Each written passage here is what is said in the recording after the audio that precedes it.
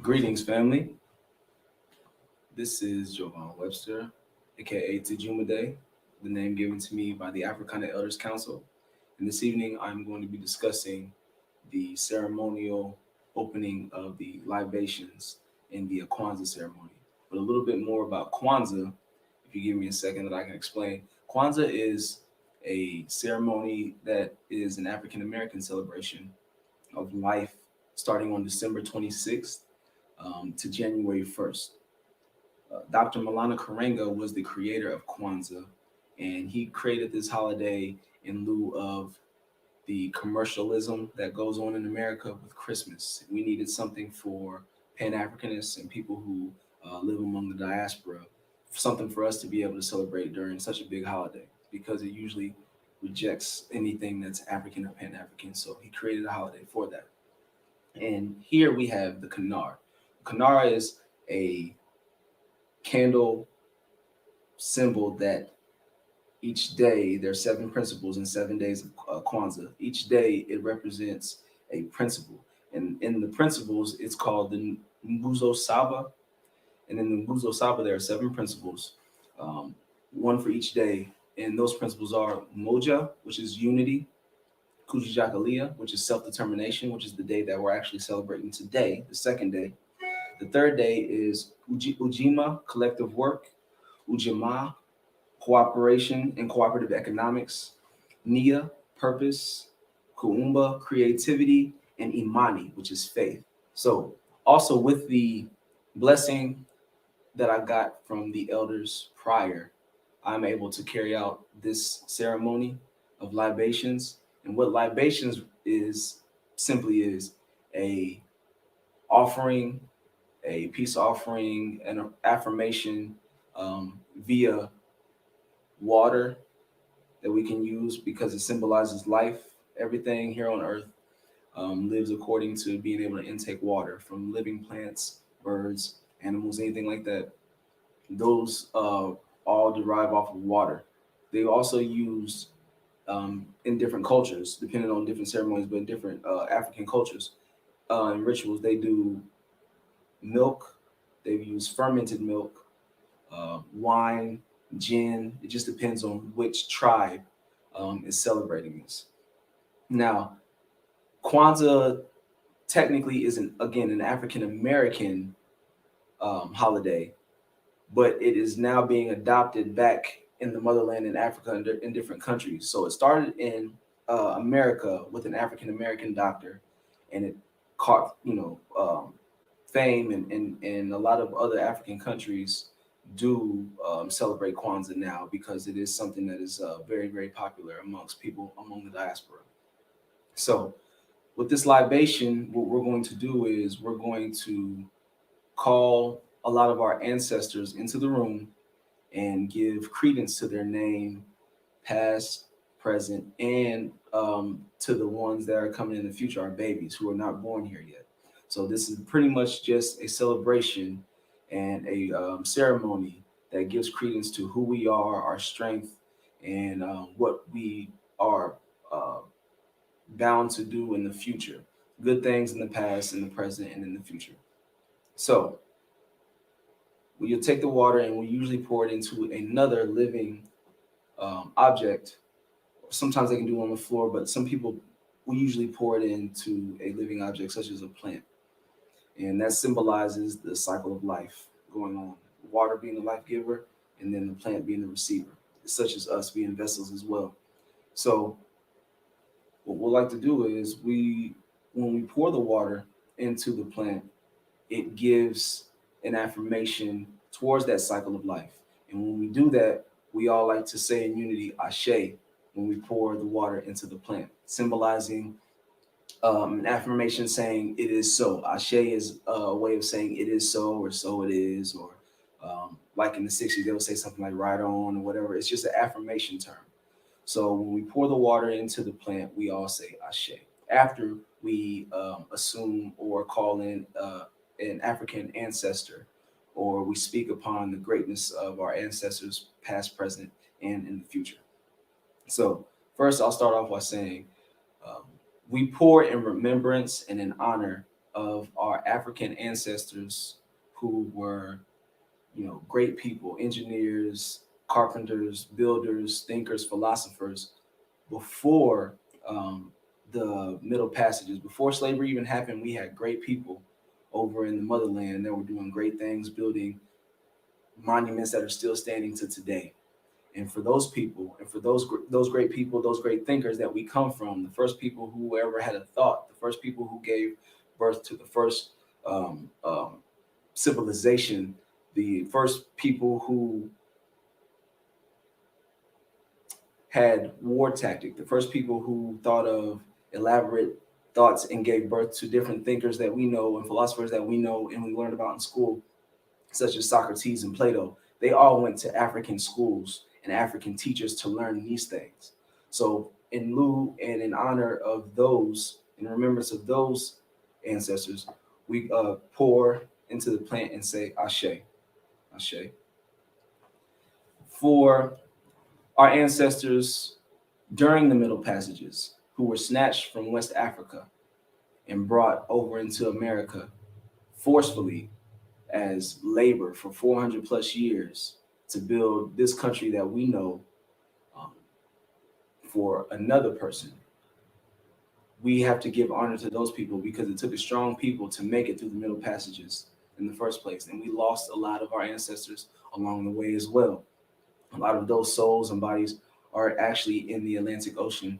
Their souls are still down there, and we still have to give remembrance to our ancestors who would chose death over bondage and slavery. So for those people who made it and those who had died along the passage, we pour in honor and remembrance by saying Ashe. We also pour in remembrance and honor for the ancestors who gave great contribution to this country while being here forcefully. Inventions such as the cotton gin, um, the stoplight, the street sweeper. There's tons and tons and tons of ideas that were thought up from Black thought. Our ancestors' minds, are the men and women who were the thinkers, the men and women who were the creators, natural creators. They gave contribution to this country that helped actually make this country stronger. But as you and I know, there was not a lot of reverence given to them for their creations. There was not a lot of credit given to them for what they contributed to this country to make it what it is today. So in honor of those ancestors who are forgotten, they're not forgotten here. And in remembrance of them, we pour and say Ashe.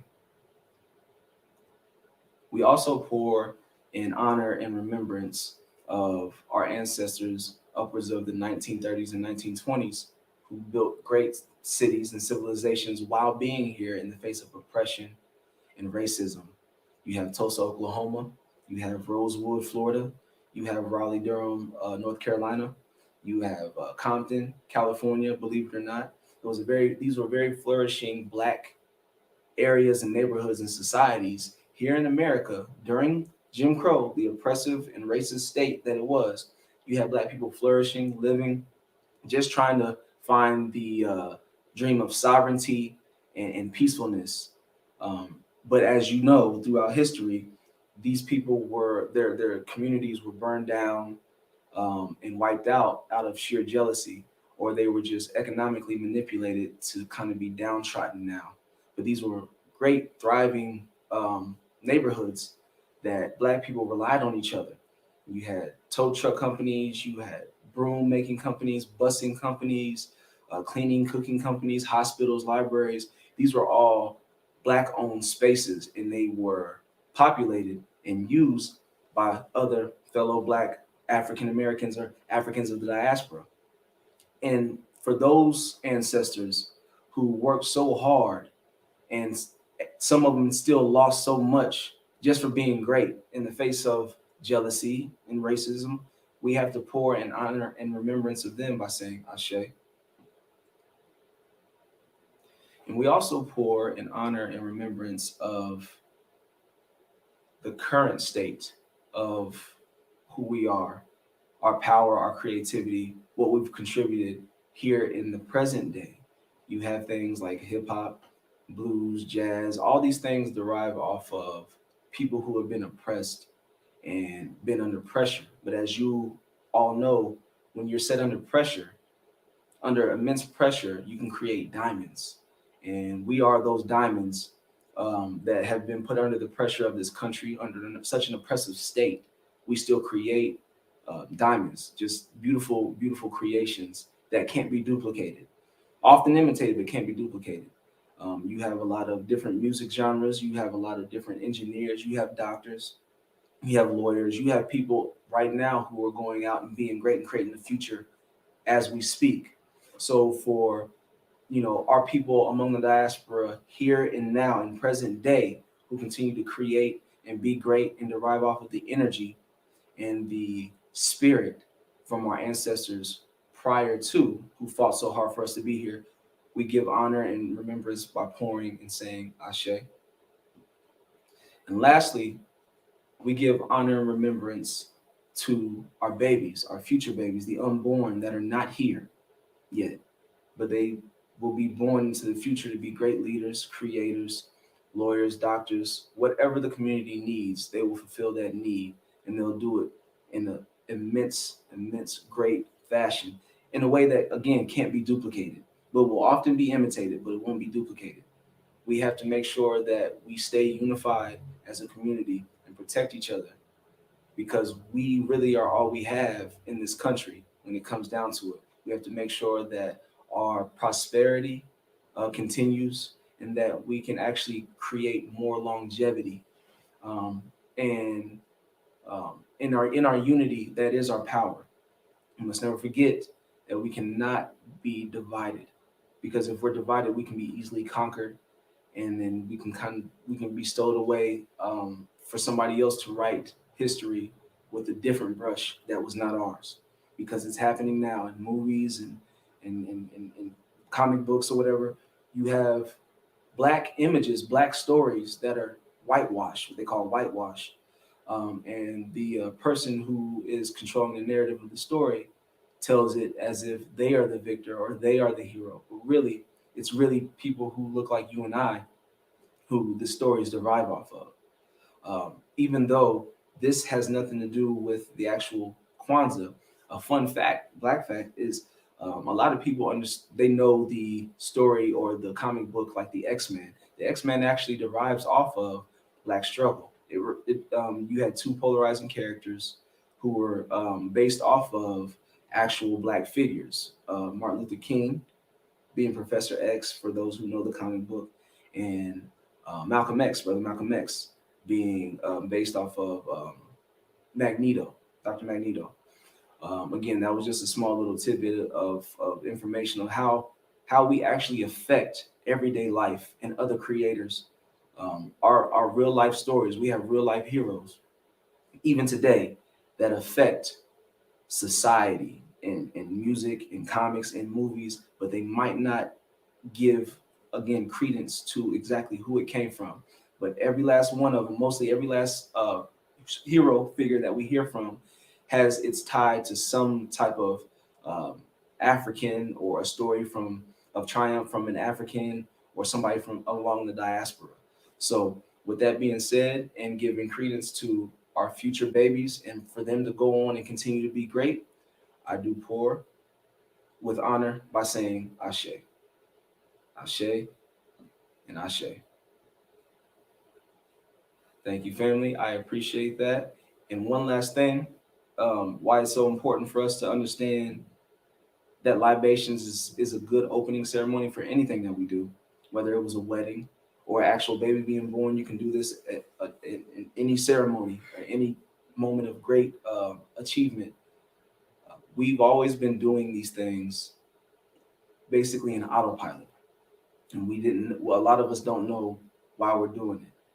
I spoke to an elder earlier today, and he was explaining in an example how you have like a person who's over wino, the neighborhood wino or alcoholic, where when he cracks open his bottle, he'll take a sip, but then he'll also pour some out on the street for fallen friends who might have succumbed to alcoholism or whatever in the community.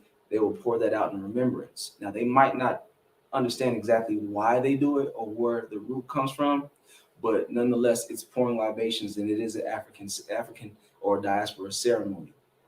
And another fun fact or interesting fact is you take gangland, you take like gangland ceremonies, brothers who are in a gang, unfortunately, they even pour libations to fallen comrades in the street who died prematurely from gang violence, just senseless gang violence. Even though they're lost, they still, even in ceremonies, do African-based ceremonies. They might not know the root of it, but they pour libations out, whether it's gin or alcohol, in remembrance of past ancestors and fallen ones, so they can still live on. So again, I say all that in closing to say, never forget where you came from. Always remember you come from a great people. And even though you might not know the customs that you're doing, a lot of those customs have root in the motherland from which we came from. We were stripped away from and forced to live here. But we still maintain a sense of self-identity and unity. And we can never surrender that to anybody. So again, family, I appreciate you guys this evening. Thank you to the elders who blessed me, allowed me to do this ceremony this evening. Peace and blessings to everybody. And you guys have a good holiday. Appreciate it. Thank you.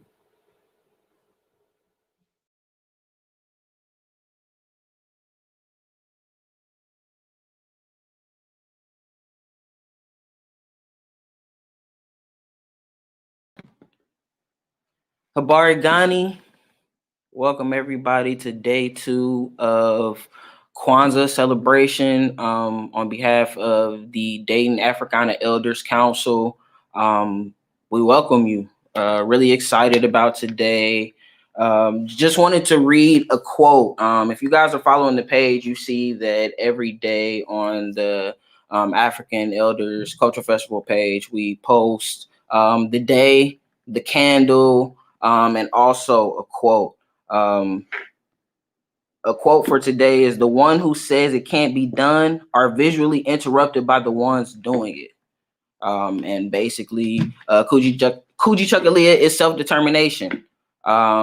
Be it till you see it. And that's kind of what we want to exemplify every day in our life, which is just one of the principles of the Nguzo Saba, which is the 7 things that represent Kwanzaa. So today, no further ado, I want to introduce you to our moderator for this evening. It's going to be Ashley Bass. If you know, then you know that Ashley is a true community servant. She does a lot of work behind the scenes, and you are truly a unspoken hero, but grateful to have you here, grateful for you to make this happen, grateful to always work with you. We always do such great work on behalf of the Elders Council, on behalf of doing initiatives in the city. You just got like 70 something kids Christmas together, so shout out to you for that, shout out to the elders whose shoulders we stand on so we can do things like that. So I'm going to go ahead and pass it over to you, and let's have a good night, everybody. Most definitely. Thank you for that introduction, Daj'za. So, pretty much like she told you, today is Kujichagulia.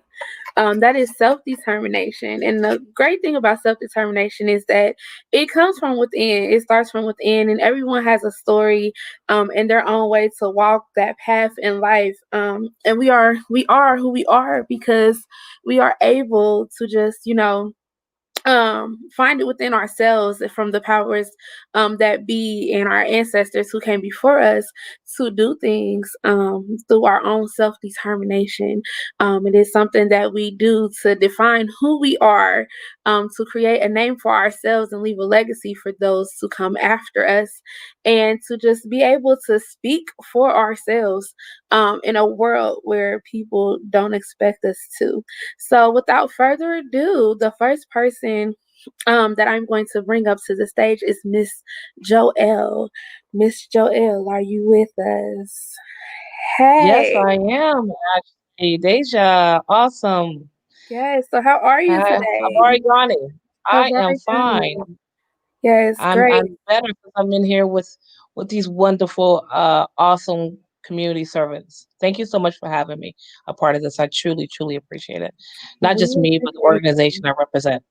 Yes, we appreciate you. So speaking of, can you kind of just give us, what the mission of your organization is and how the work you guys do kind of relates to today's principle?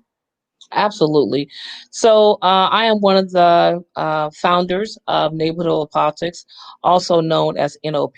A lot of people in the community know us as NOP.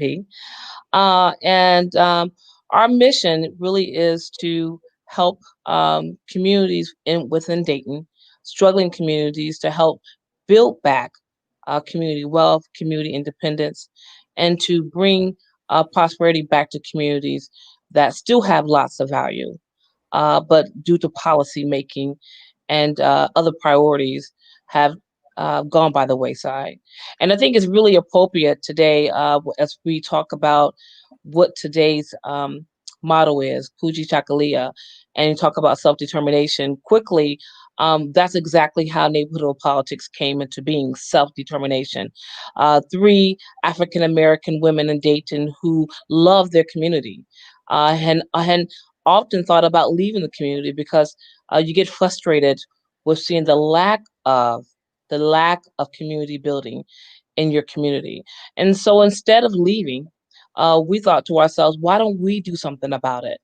We're tired of asking our uh, community administrators or city administrators or political officials to care about where we lived at. So out of that conversation and shared concern, we brought neighborhood politics into being.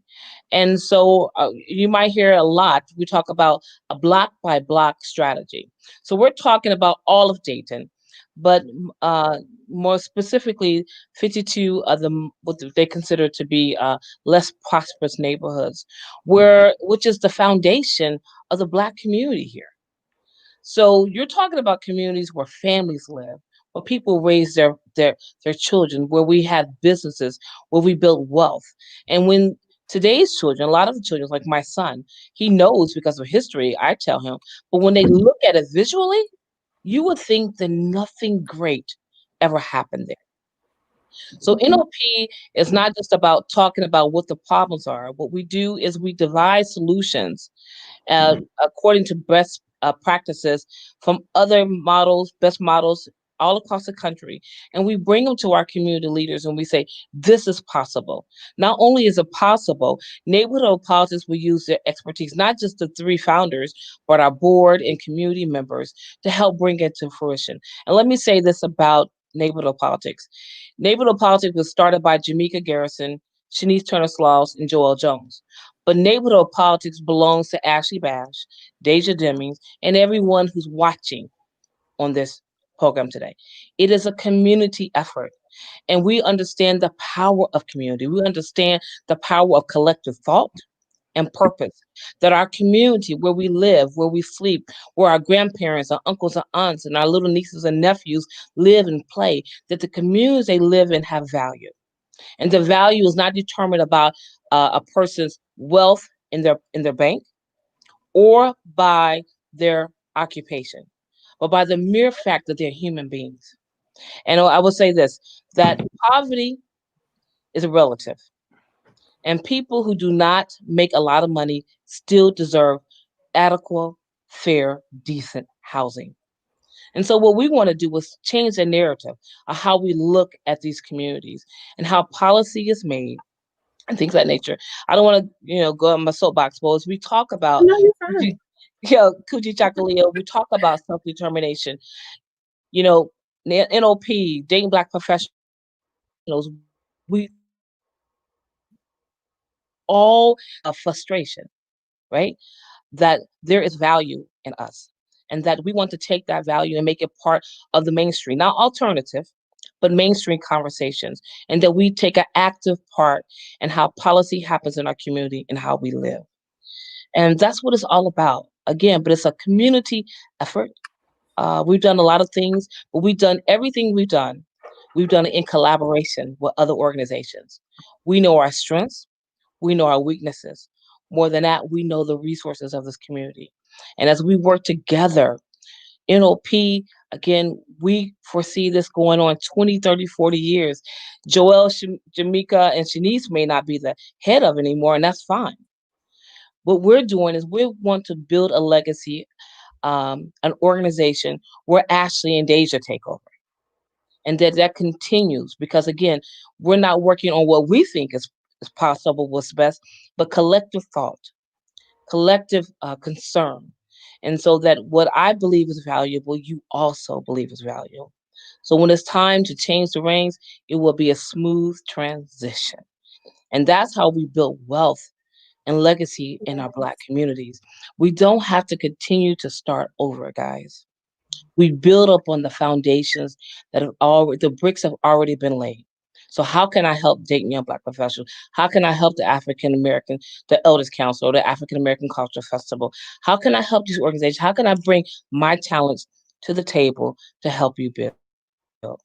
And once we do that, and we're doing it, nobody can stop us.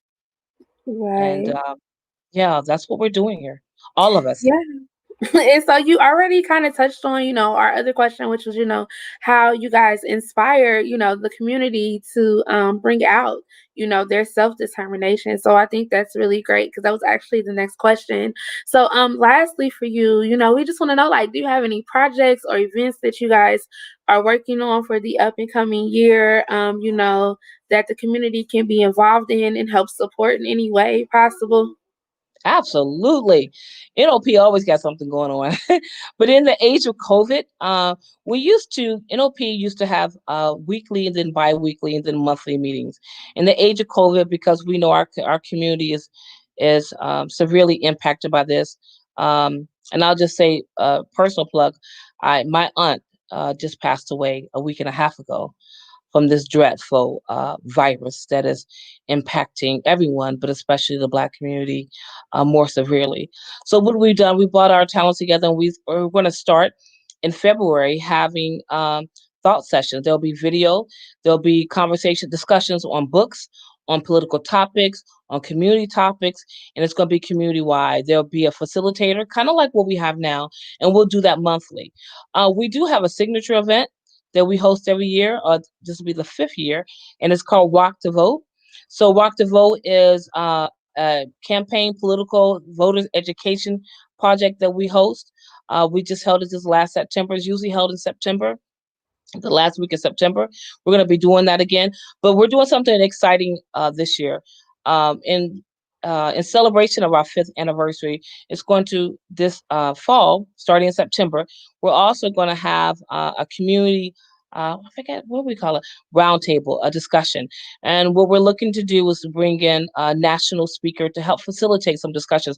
And we're going to have some great conversations, and not just about great conversations, we're going to have some great solutions. And I'll tell you, one of the topics that we're going to be talking about is let's talk about us. Let's talk about what we do in our communities and how some of our actions help to keep the narrative that Black communities have nothing but violence. Let's talk about the violence. Let's talk about how some of us drive 85 miles an hour down Gettysburg, or 70 miles an hour up Salem Avenue. Let's talk about how we treat our communities. And we're going to have discussions like that. That's going to happen the same weekend as Walk the Vote. So we'll have a Friday night discussion, a roundtable discussion, speakers, activities. There'll be vendors, and then we'll culminate that with our 5th anniversary of Walk the Vote. There's going to be lots of work for people to do, and definitely we will be calling on people because, again, this is a community collective effort that we're doing, and we need community help. Now,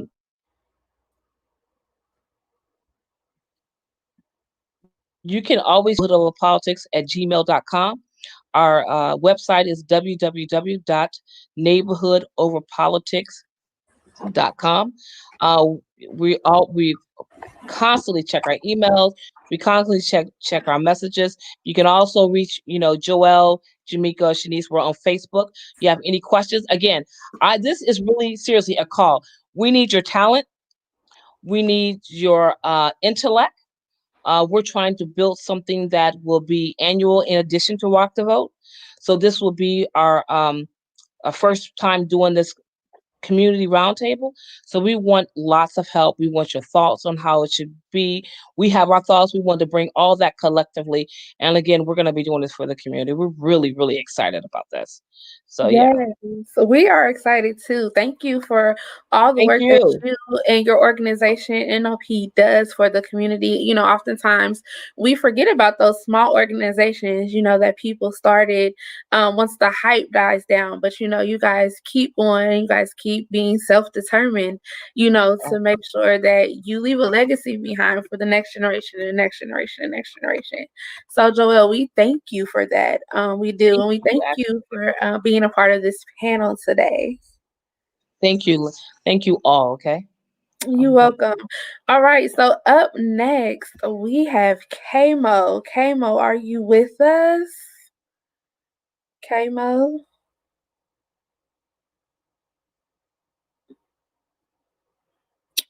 Do we have Kamo? Not. No, we can try to circle back around. Yeah, we'll circle back around to Kamo. So we'll go ahead and bring up Javon, Mr. Webster. You did your thing with the libations, brother. Yes, way to go. Where'd he go? Webster, are we having technical difficulties here?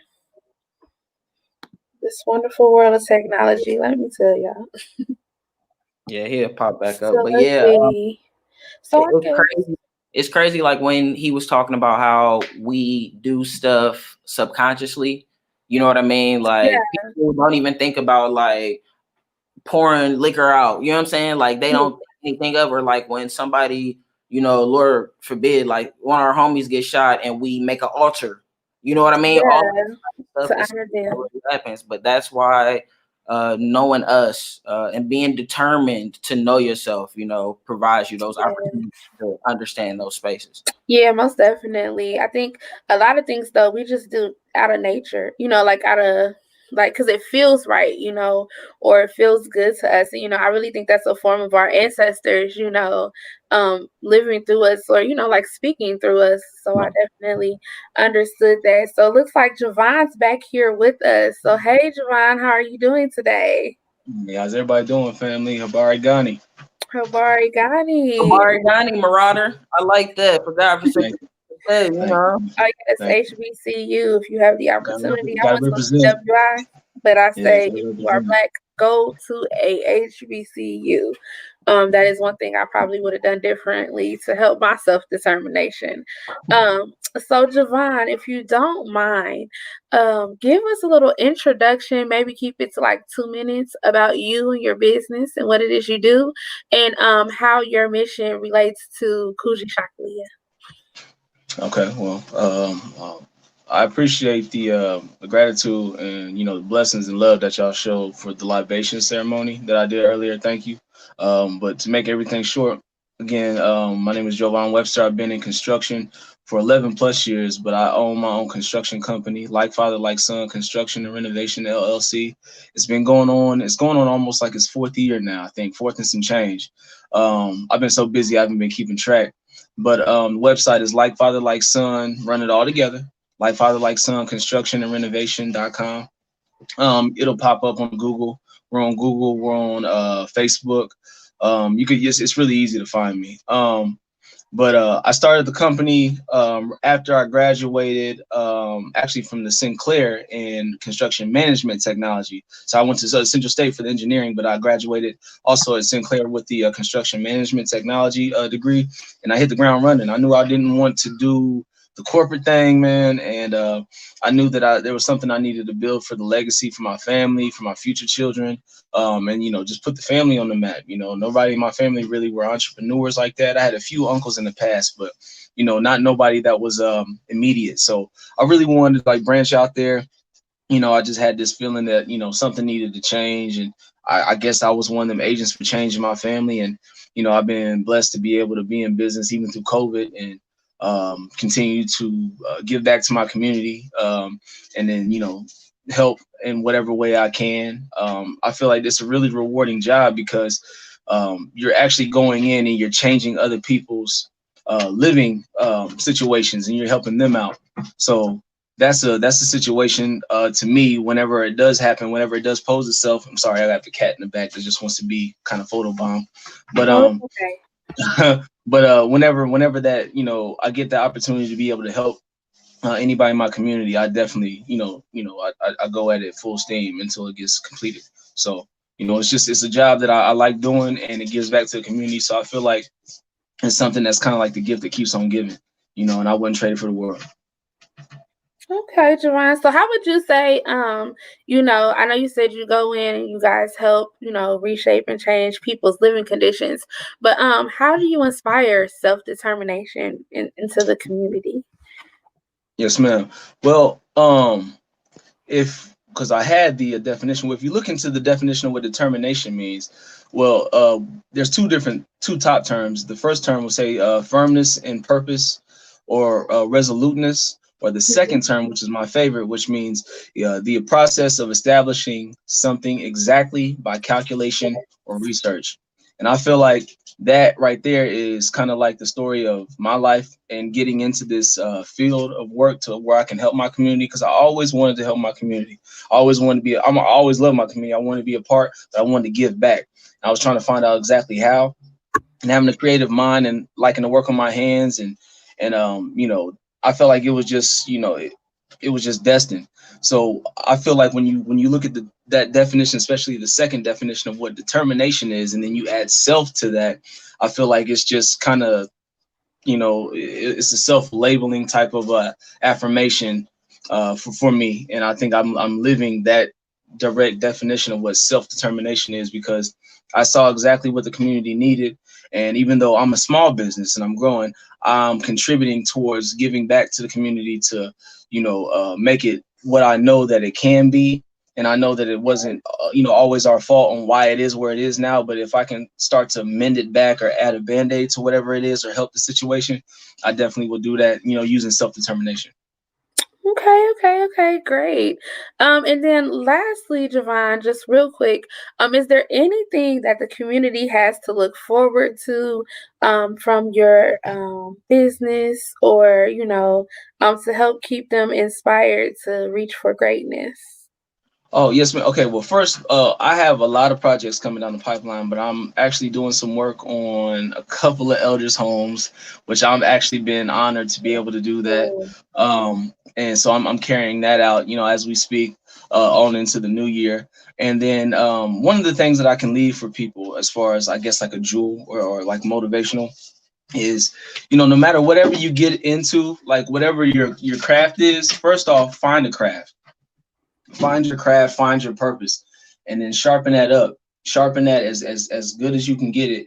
And then you'll find out money and all the other things that you might have were looking for in the first place, that will come automatically once you sharpen your craft. Just hone in on your craft. Take time. It takes time. It takes sacrifice. It takes dedication. But once you get into that vein and like it's like a well-oiled machine and you don't have to really check up on it, that's when all of the other blessings that you wanted in the front end, that's when they come, and they come in abundance. So just stay focused, stay dedicated, sharpen up on your craft, find your purpose, find your craft, sharpen up on it, and you'll basically bless yourself, but the universe and the ancestors will make sure that you're taken care of too. Yes, most definitely. I love it. More principles based off of Kwanzaa themselves. So I love it. Thank you so much for joining us today, Javon. Everyone, make sure you go check out his business, Like Father, Like Son. They stand for some great things. They're doing great work in this community.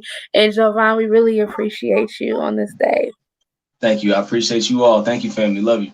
All right, love you too. All right, so did we Kamo, did he come back? Is Kamo back with us?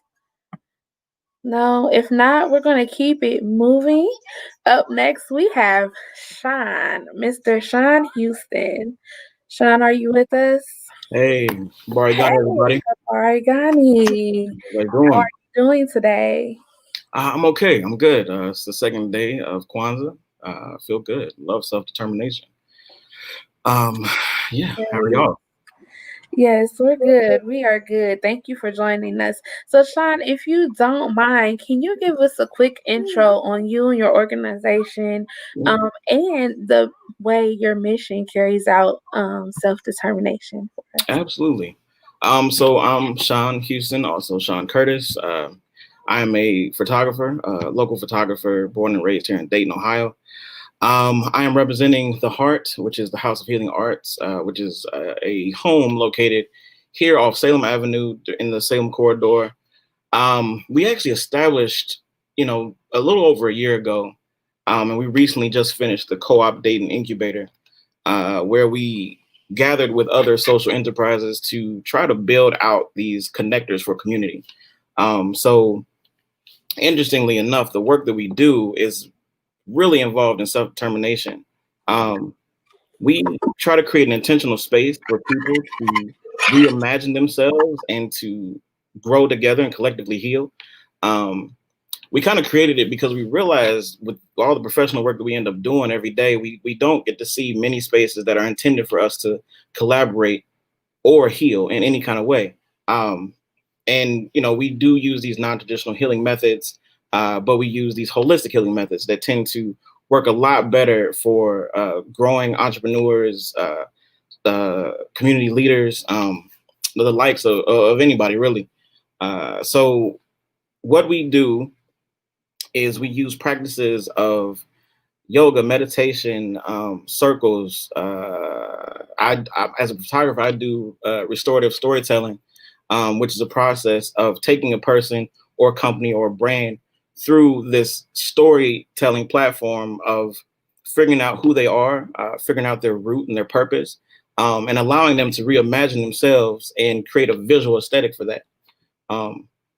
So for me personally, this is probably my third, fourth year celebrating Kwanzaa.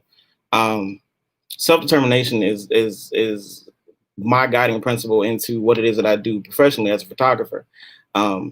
I've always considered myself as a storyteller, so that's my best way of helping redefine what self-determination looks like, redefine what self is. Yeah, so I would say that the Heart itself really operates within a lot of the principles of the Daj'za Saba, but self-determination is a main principle here. Oh, sorry about that. Okay, that's great. So can you tell us how you embrace the community to embody the principle Absolutely. of self-determination through this co-op that you guys have? Mm-hmm. No problem. So right now we offer Sisters Wellness Circles, which is a group that meets, and it's open. It's an open group, a group that meets periodically to guide themselves through wellness. And it's kind of in that wellness that you get to unlock a portion of yourself that you may have blocked off. Mm-hmm. And what that does is that redefines you. That moment kind of strikes you and gives you a better, clearer vision of your purpose. And to be self-determined is to really walk in that purpose. Right. That's one way we do it. We do it a lot of different ways. I would say that even the storytelling that I do when I sit down with a person and I walk them through their base and guiding principles, and then I help them explore what that looks like, visually with creating a wardrobe, creating a style and a vibe, and then allowing them to really explore that during our session. That is another way of redefining self and self-determination. Most definitely. Yeah. Okay, and so lastly, Sean, real quick before you go, is there anything the community has to look forward to? Any projects that are coming up that can, continue this spirit of self-determination that we are following? Yeah, so we are opening up more circles, which is kind of a guiding principle here, to live the circle life. We are also expanding with a online an online conversation that's actually called The Conversation with Jared Grandy, who hosted here. Him and I actually started a book club out of that, which we hope to grow more. Our schedules are kind of all over the place right now, but we're hoping to expand that book club and open it up to really create some more dialogue around various topics that affect our communities. And if anyone ever needs their picture taken, hit me up. All right. Well, we thank you. We love you and we appreciate you, I love Sean, you. Thank you. for taking time out of your day to celebrate with us and talk with us about Kujichagulia. We hope that you continue the great works that you guys are doing in the community, and we look forward to the great things that are to come from this co-op that has been newly formed. So we thank you and we appreciate you, Sean. Appreciate y'all. Thank you. Most definitely. All right. So up next, she is no stranger to us all. She is the face of Dayton Young Black Professionals, and it is our very own Miss Daj. So how are you? I'm good, man. I'm good. How are you? I'm not cold. I don't mean to make y'all be shawty or nothing, but I'm in California right now. So I'm good. I'm good. That's what's up, Daj. So tell us a little bit about yourself and your organization and how you guys live out the mission of self-determination. Cool. Our mission is to empower, as in Dayton Young Black Professionals. This is very inclusive. This is all of us. It is an intergenerational organization. And we aim to empower, inform, and nurture the community through service and philanthropy. We not only want to help us sharpen our skill sets, but we want to curate those intentional spaces where we can figure out what our skill sets are, and not only figure out what they are, but use those skill sets to help our community. So that takes self-determination. We're trying to help people find themselves. You know what I mean? You have to know yourself before you can really know what you want to do. You have to know yourself before you can be ready to run NOP. You know what I mean? Before you have to run for something, you need to know who you are, so you can figure out the moves that you make and the intentionality behind it. You know what I mean? When you know who you are, your intentions are different.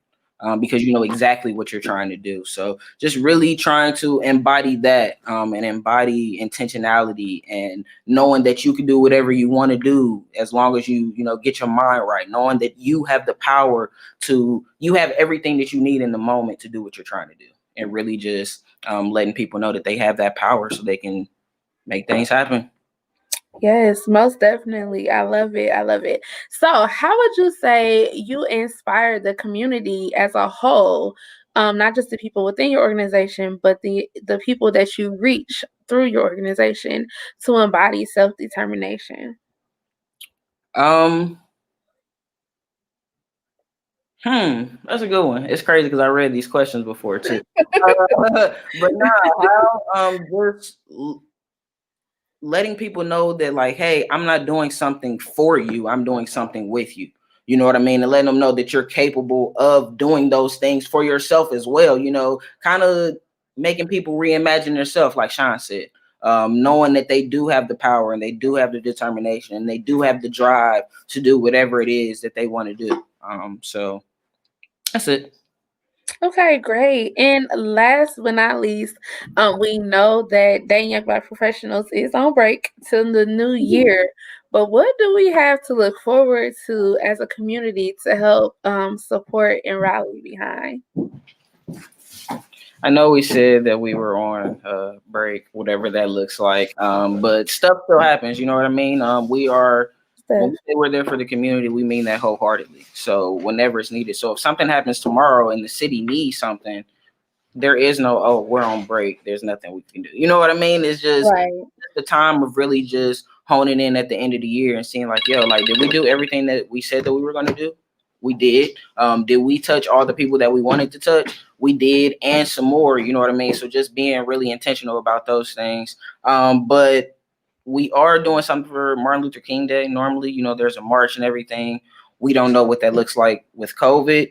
So one of our community partners, which is a United Way of Greater Dayton, they want to do like a virtual thing, like where we read books and then the books are shown. Us reading the books is put on their social media for kids and shown in different classrooms and stuff like that, or whatever's going on when that happens. So, and we'll just figure it out. But we are definitely, just like Ms. Joelle said, we can only do what we can do, you know what I mean? And we need more people. You know, Day Young Black Professionals has our 7 pillars of excellence. Everybody's not into the same thing. So there are 7 different avenues that you can engage in to sharpen that skill set, find that skill set, you know, trying to do something you haven't done before, trying to get comfortable, trying to find your groove, whatever. We have all of that available. So people can learn themselves, better themselves, so they can elevate and go to the next level.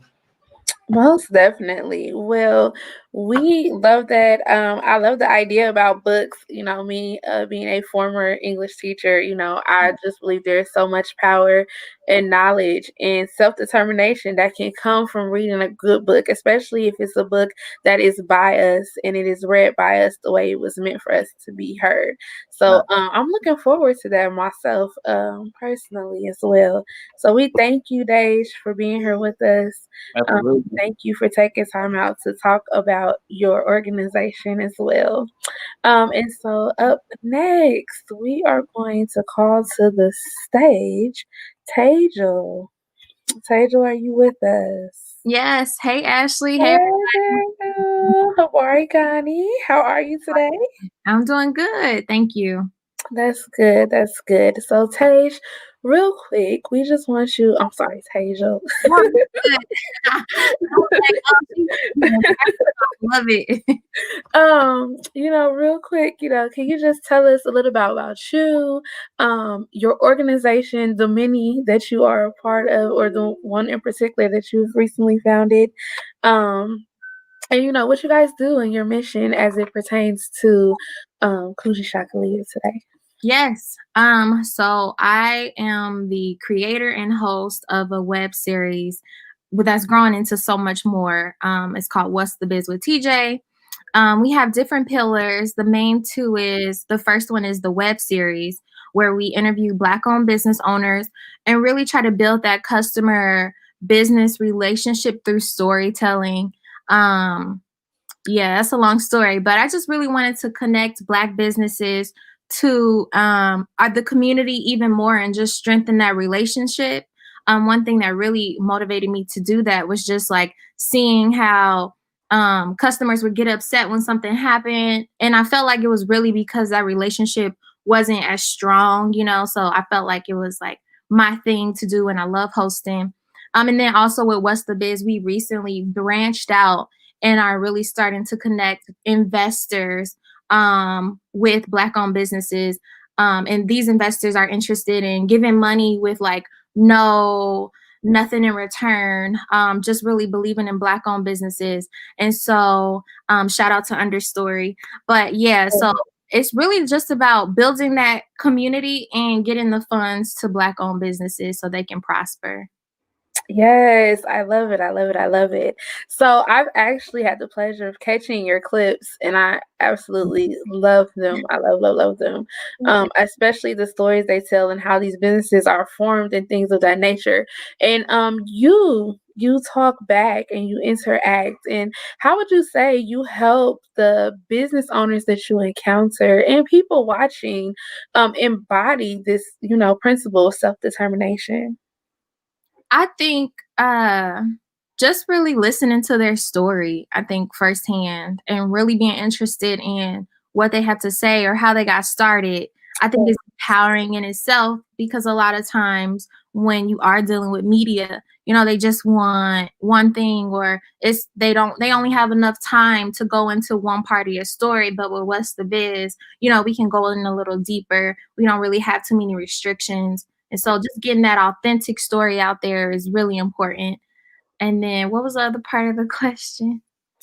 Just how you the community, like how do you think you guys have the community embrace their own self-determination through other people's stories?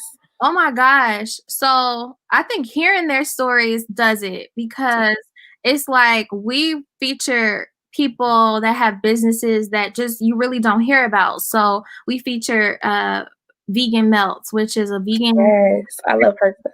Yes, and she literally did something that I haven't seen around here. You know what I mean? Sorry, someone else is doing that. But so I think like people witnessing, people like really stepping into their truth, like the beard oils and stuff like that.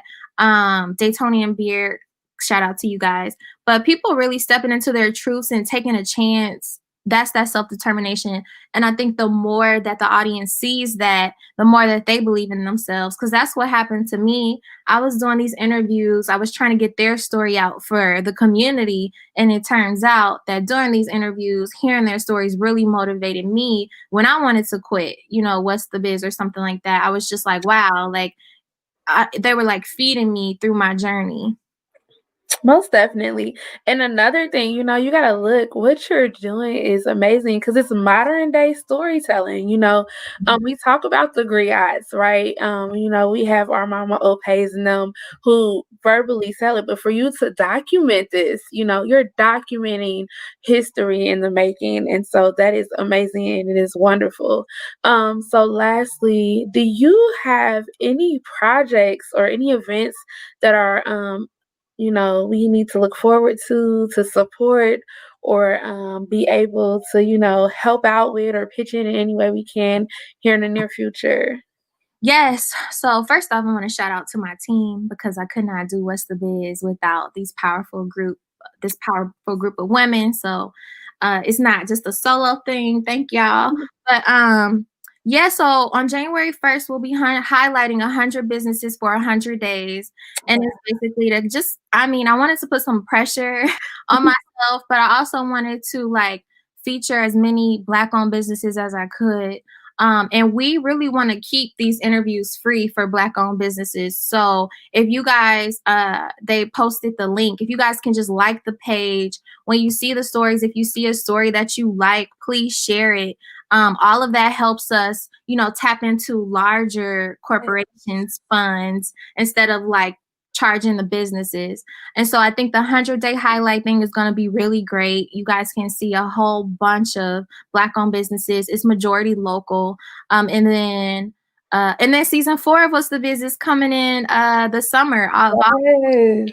I'm excited. I'm not sure what that looks like yet, but I'm really excited to just, you know, put it out there, get this season out there. And the community just has so much support this year with What's the Biz. So I'm so grateful for Dayton and just like the village. Yes, most definitely. So someone did just bring up a comment. They want to know, can people still apply to be on What's the Biz? Yes. So for the 100-day highlight, if you go to our Facebook page, there is a application that you can fill out. It's super quick. And I don't know if it's pinned to the top, but if you scroll down like a couple times, you'll be able to see it. But yes, people still can apply. You'll be able to apply all the way up until we get to 100. So right now we're at 55. So yeah, get there and apply. Most def. Well, it's always a pleasure as usual. And we thank you and we appreciate you for getting people's stories out there and telling how they start. You know, the first episode I ever watched was Serenity's with, you know, Melts. And I was like, oh my gosh, like, yes, this is it. You know, and I know Serenity, but to like hear the depth of her story, you know, I've always been a supporter, but to really hear the depth of her story, you are right. It was like, yes, like anyone can do that. You can instill self-determination that way. Yeah, it takes so much to believe in yourself. You know what I'm saying? Whether you're starting a new soap, business, it takes a lot to be like, hey, there's so many other soap businesses out here, but I believe in mine and this is what I want to do. Or to start a vegan ice cream place, to be like, I've never seen this before, but I'm gonna do But it. I'm gonna do it. Right. So I have a lot of respect for Black business owners for sure, and anybody who is really self-determined.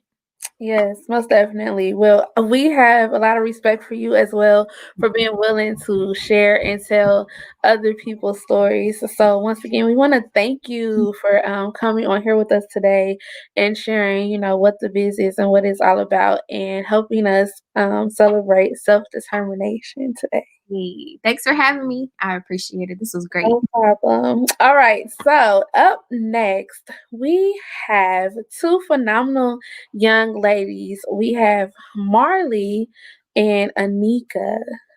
Hey guys. Can you hear me? Okay. How are you guys doing today? Yeah. Habarigani. So, as you guys can We're good. How are see, you? they are the youngest panelists we've had here today. And we just love them and the work that they are doing. So, without further ado, can you guys introduce yourselves, your organization, and how your mission relates to self-determination today? Okay, so the mission of our organization is to teach and mentor young teen girls to be leaders throughout our community through community involvement and give them tools to achieve greatness. Okay, can you tell them what the name of your org is? I didn't say it. I want you guys to say it. Say it again. We didn't hear you. Young ladies aspiring greatness. Yes, young ladies aspiring greatness. We go by Okay, young ladies aspiring greatness for those of you who couldn't hear them. Okay, and so how do you think you guys aspire people to be self-determined? We try to educate our peers through our TV segments and uplift others, like uplift our peers through our articles that you can find in Dayton News. Okay. And so what do you guys think self-determination looks like for your generation? Well, for our acts of community service, we're trying to inspire people to do that we're trying to inspire other Black young girls to break their own stereotypes and create a narrative for themselves that uplifts the Black community and not following and feeding into stereotypes that are false pretenses of what we are not. We're better. Yes, I love it. So can you guys just talk a little bit about the things you do? Because a lot of people are not aware of what Young Ladies Aspiring Greatness does. They know you guys do have your segments and everything, but like, what else do you guys do? Like, what's so spectacular about you guys? We do community service, such as, what I've been a part of is we did, when school was going on, we did reading buddies with an elementary school. We have also worked with different organizations, and we also we try to hold events as much as we can to try to inspire other people to speak out and just giving others an outlet. Basically, we go and we do stuff in the community. Like we went and did play games with people who lived in I don't want to say elderly, but like an elderly high rise. We went there and we just had like a name day. And recently we just did I forgot who we worked with, but we put on a event for younger kids to try to just get out during this time. Okay. So you guys keep going back to this notion of speaking out, right? And that's what you guys are doing right now, a part of this panel discussion, and I love it. Because what better age than to start right now? So what is the significance about speaking out that ignites your own self-determination? Speaking out, we're like important. The importance to us is because especially while we're in the younger school system, we've experienced like people have false narratives and perceive us to all be the same in some upset stereotype, and we want to prove that we are better than what people think that we are. And we're just trying to uphold a standard of greatness within our community. Yes, I love it. Okay, so girls, last but not least, do you have any projects or anything that is currently going on or coming up in the making that we should look forward to, or that we as a community can rally behind you guys and just support?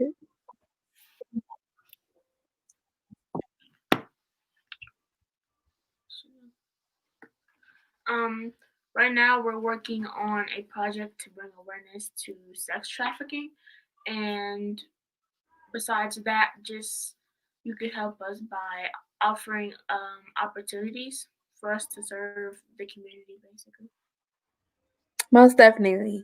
So, you guys, if you have anything out here for these lovely ladies to do, whether it be clean up a section of a neighborhood or come play games with senior citizens in high rises or in their senior assisted living facility, these are opportunities that they are looking for, guys. These are opportunities that they want to do, okay? It's not something that they are being made to do, but this is their passion, and this is what they have the self-determination to do as young women in our community of Dayton, Ohio. So, girls, I thank you. I love you. I appreciate your greatness in wanting to stand out and be different in a world and a society where I know for a fact that it's hard, because I watch my students struggle with that every day. So I just want to tell you, girls, I am so proud of you, because there are a million other things you could be doing, but instead you are rising above the stereotypes and the challenges that are placed in front of you. All right, girls. So that concludes our panel for today. Well, I guess last but not least, there is me. I represent the Dayton African American Culture Festival. Our organization is all about self-determination and the way in which our forefathers have came before us and laid a foundation, and for us not to forget who we are and where we come from. Every year, we add a different component, a different aspect, but it all starts in our African village, where the history lies, where the patterns are seen, the flags are flown, and the homage is paid. And so we create self-determination by having a youth stage that allows our youth to come up and perform and express and show who they are. We have youth vendors who are kids making a way and starting their own businesses as well, because they have been taught the value in which they should believe in themselves. And so it's really great. And we also have, our health pavilion, where we instill health, and the things that we don't necessarily always want to talk about in our Black community, but that is necessary. Our health is first and foremost, because if we don't have great health, we cannot be great. We hinder ourselves from being able to do the things that are necessary and that we need, despite if we do have that self-determination. So health is definitely a big factor as well. And then we have our main stage, and our main stage features local artists. It features people who are all around the city who have, their own self-determination to make it and be something great and grand. Spoken word. We have people who come in who have organizations who help support. But last but not least, we have our vendors.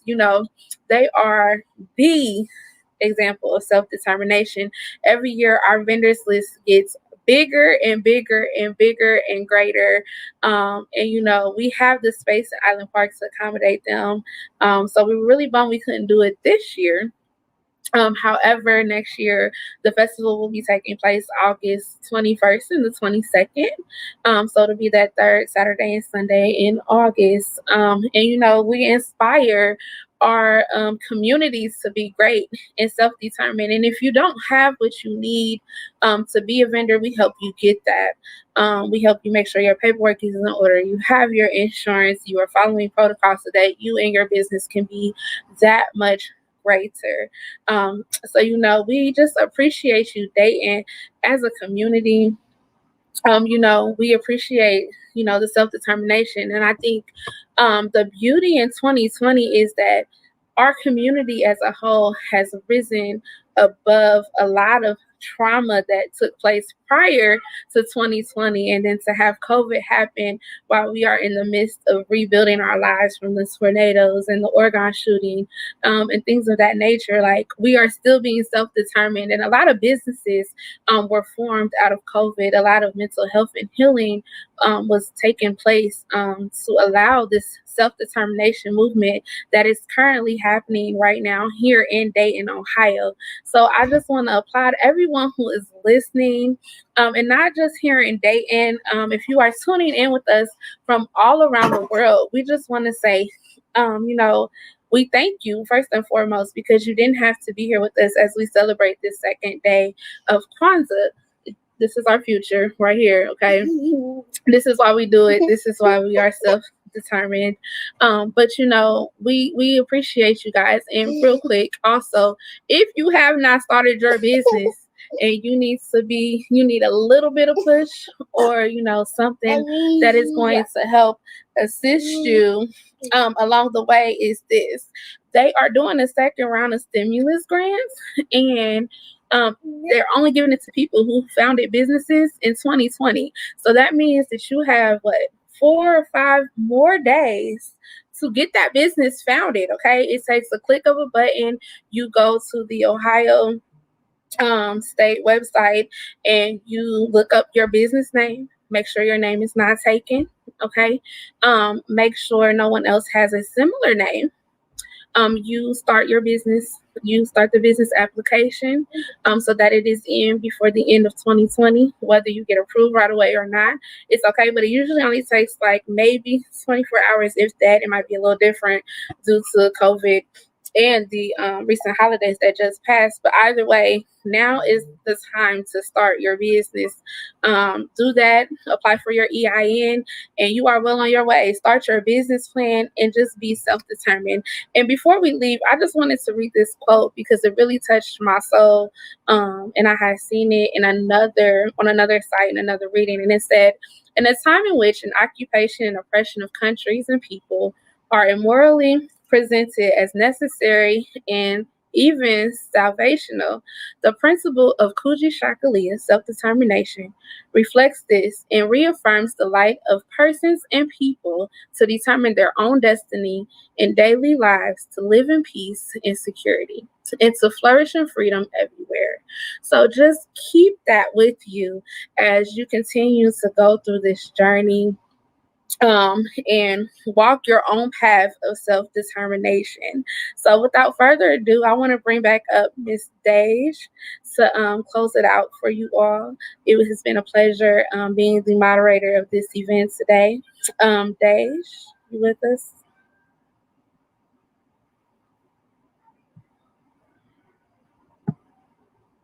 Okay, so it looks like Daj isn't with us anymore. So I'm going to go ahead and close it out. We are going to shoot on over to our ending libation. Mr. Muhammad, if you want to go ahead and run that. And we just appreciate you all, and we thank you all for tuning in with us here today as we celebrate Kujichagulia.